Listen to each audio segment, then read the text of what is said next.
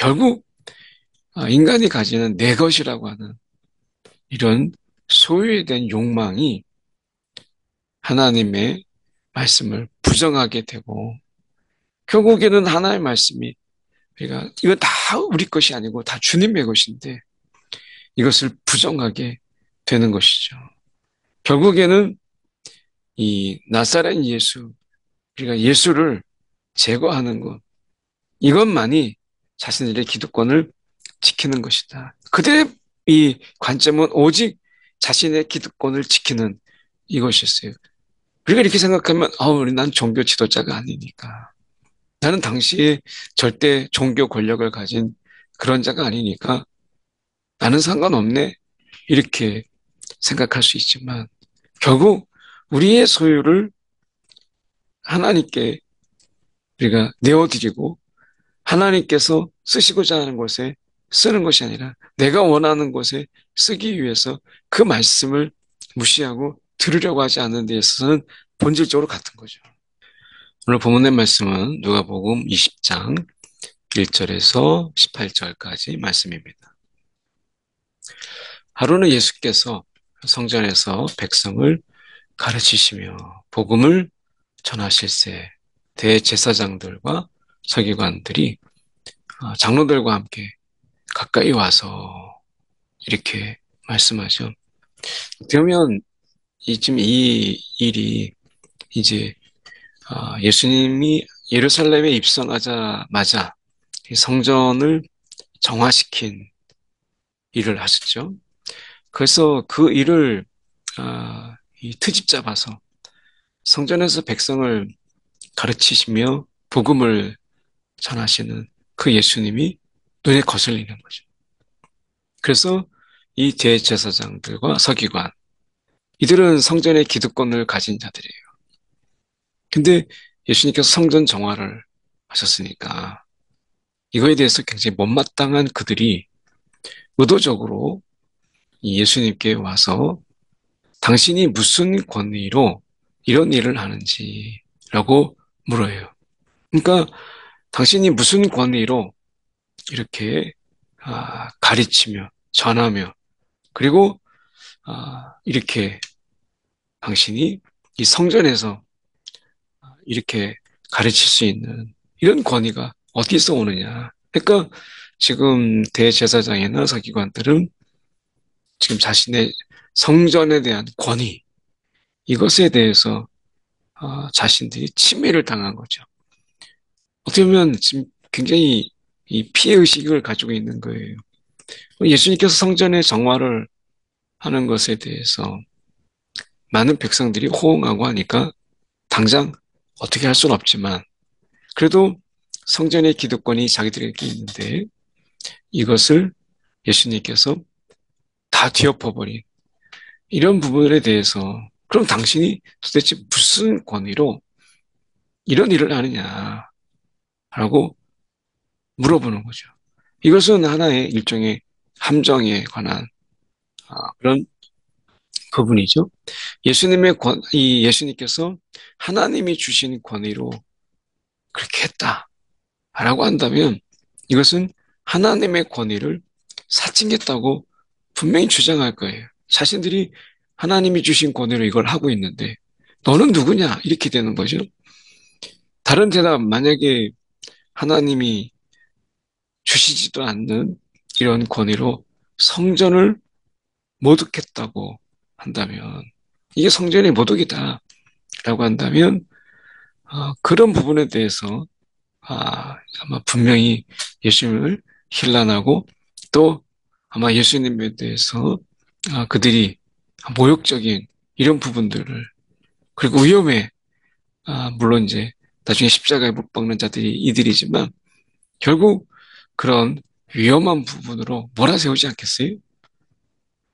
그래서 3절에 대답하여 이르시되 나도 한 말을 너희에게 물으리니 내게 대답하라. 그래서 이제 예수님께서 비유로 말씀하세요. 요한의 세례가 하늘로부터냐 사람으로부터냐 이렇게 묻죠. 단도직입적으로 물어요. 그들이 서로 의논하여 이르되 하늘로부터라고 하면 어찌하여 그를 믿지 않았느냐. 이렇게 책망하게 될 것이고, 만일 사람으로부터라면 백성이 요한을 선지자로 인정하니 그들이 다 우리를 돌로 칠 것이라.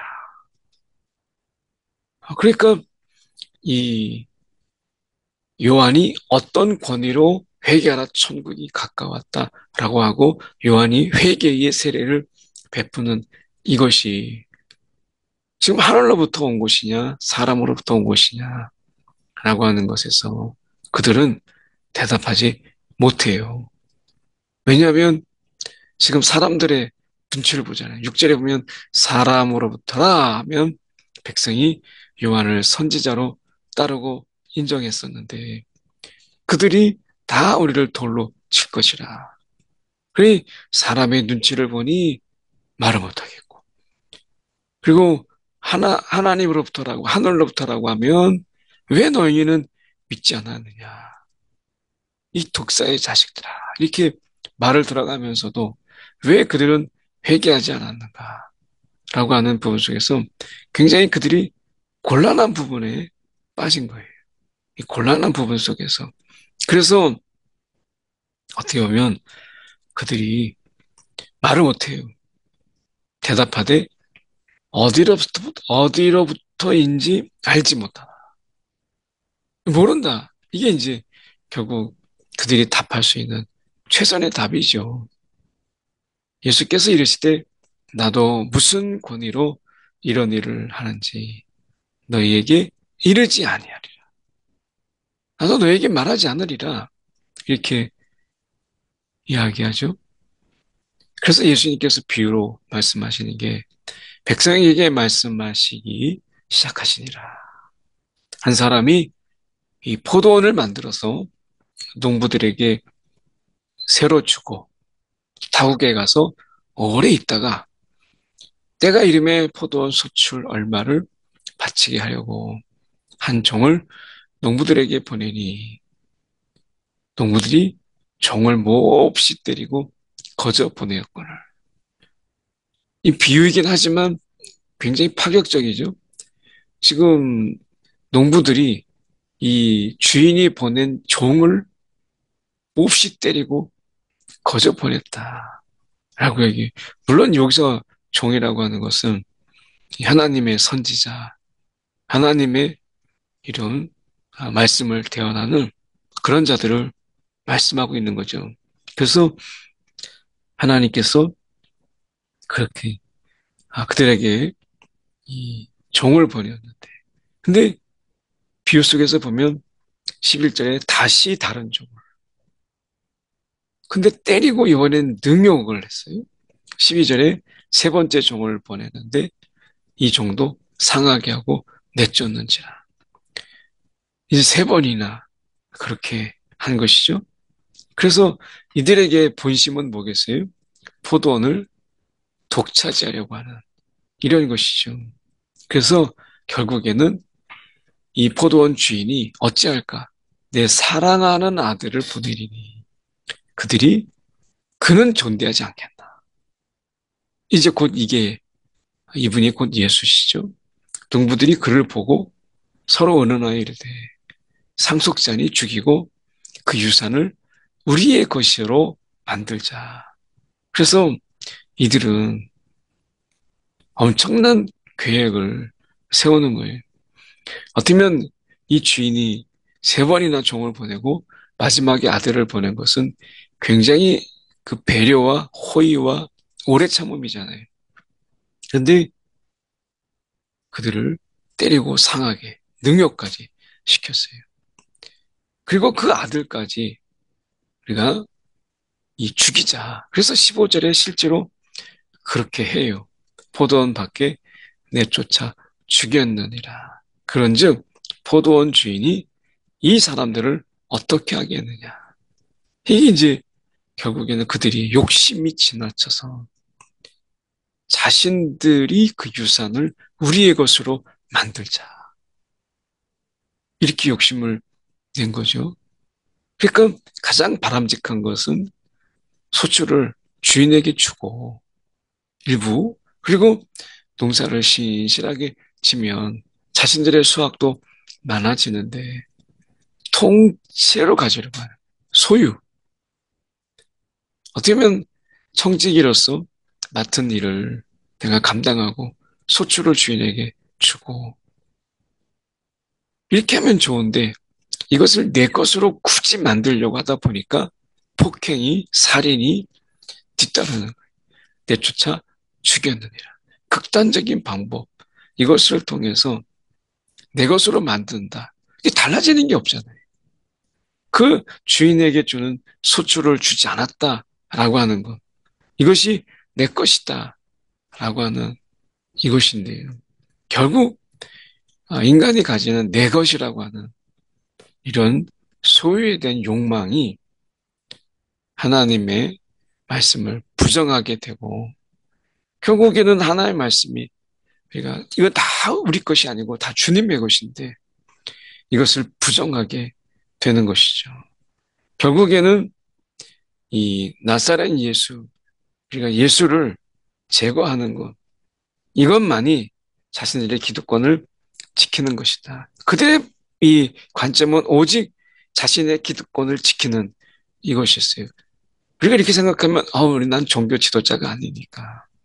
나는 당시에 절대 종교 권력을 가진 그런 자가 아니니까 나는 상관없네. 이렇게 생각할 수 있지만 결국 우리의 소유를 하나님께 우리가 내어드리고 하나님께서 쓰시고자 하는 곳에 쓰는 것이 아니라 내가 원하는 곳에 쓰기 위해서 그 말씀을 무시하고 들으려고 하지 않는 데 있어서는 본질적으로 같은 거죠. 어떻게 보면 우리는 우리의 이 모든 것이 주님께로부터 왔으니까 그분이 어디에 쓰시기를 원하시는가 라고 하는 것에 마음을 기울이고 귀를 기울이는 것이 필요한데 이건 내 거. 이거는 아무도 건들지 못해. 이게 이제 기득권이죠. 이건 내 거야. 아무도 나를 건들지 못하고 나보고 이래라 저래라 하지 못해. 이거는 내가 원하는 것에 나를 위해서 오직 나를 위해서 이것은 내가 사용할 거야. 라고 하는 것이 이제 기득권이죠. 이 대제사장이나 서기관도 성전의 기득권을 주장하고 있는 거예요. 그거에 비해서 예수는 자신의 이 기득권을 침해하고 위협적인 요소가 되니까 제거하는 것이 최고의 방법이었어요. 굉장히 무서운 것이 인간의 이런 기득권에 관한 집착이죠. 와서 그 농부들을 진멸하고 포도원을 다른 사람에게 주리라. 주인이 가만히 있겠어요? 사람들이 듣고 이르되 그렇게 되지 말아지어다. 그렇게 되지 마라. 라고 이제 하잖아요. 근데 여기 보면 이런 일이 있어서는 안 된다. 라고 하는 것을 인정하지만 이 비유 속에서는 그렇게 보지만 비유로는 이해가 되는데 실제로는 보지 못하는 것은 마찬가지였다. 라고 하는 거죠. 그래서 예수님께서 말씀하시는 것이 시편 118편 22절의 말씀 건축자들의 버린 돌, 그 가치를 알지 못하고 버린 돌이에요. 건축자라고 하는 전공자들이 당시에 돌을 볼 줄 아는 이 건축자들이 이 돌의 가치를 알지 못해요. 종교 지도자들인데 자신들이 원하는 메시아를 바라보았기 때문에 하나님이 보내신 메시아를 알아보지 못한 거죠. 그 가치를 알지 못한 거예요. 건축자들이라고 굉장히 전공자들인데도 불구하고 돌의 가치를 알지 못한 것처럼. 어쩌면 이 세상에서 우리가 이 살다 보니까 영적인 이 가치, 하나님이 우리 가운데 주신 은혜와 긍휼과 또한 자비의 이런 가치, 하나님이 우리 가운데 주신 이 말씀의 가치, 하나님이 우리 가운데 이 기도라고 하는 것을 허락하시고 너희가 구하라라고 하는 것에 이 위대한 가치를 알지 못하는 거죠. 내가 해야 되고 내가 얼마든지 할 수 있다라고 하는 이런 생각들, 내 능력이 훨씬 더 하나님의 은혜보다 귀한 가치를 부여하고 있다면 결국 건축자의 버린 돌, 그 가치를 알지 못하는. 그래서 결국 가치를 알려면 가치관이 바뀌어야 돼요. 모퉁이의 머릿돌이 되었느니라. 이 가치관을 바뀌지 않냐면 진정한 가치를 알지 못한다라고 하는 것이죠. 무릇 이 돌 위에 떨어지는 자는 깨어지겠고 이 돌이 사람 위에 떨어지면 그를 가루로 만들어 흩으리라 하시니라. 오늘 우리가 이 예수와의 우리와의 관계 속에서 깨어지고 흩어지는 가루가 되는 이런 관계가 아니라 서로 연결돼서 함께 세워져가는 이런 귀한 존재로 우리를 부르셨다라고 하는 것. 오늘 주님 안에서 거하고 주님이 우리 안에 거하는 서로 간에 이 연결된 이런 관계, 떨어지고 깨지고 부서뜨리고 하는 관계가 아니라 대립과 대적과 그리고 갈등의 관계가 아닌 함께 연결된 관계, 이런 관계로 우리를 부르셨다라고 하는 것. 오늘 그분의 권위 앞에 우리의 기득권은 아무것도 아니다. 오늘 그분의 권위 앞에 우리의 기득권을 기꺼이 내어드리는 그런 사순절의 저희 삶이 또 묵상이 우리 가운데 있기를 소망합니다. 기도하겠습니다. 사랑이 많으신 하나님 아버지 주님 이 시간 기도합니다. 오늘도 내 것, 이거는 아무도 못 건드려 라고 하는 그 부분까지 주님께 내어드리고 주님의 주인 되심을 고백하는 우리의 이 신앙, 우리의 삶 되게 하여 주옵소서. 살아계신 예수 그리스도를 받들어 기도드리옵나이다. 아멘.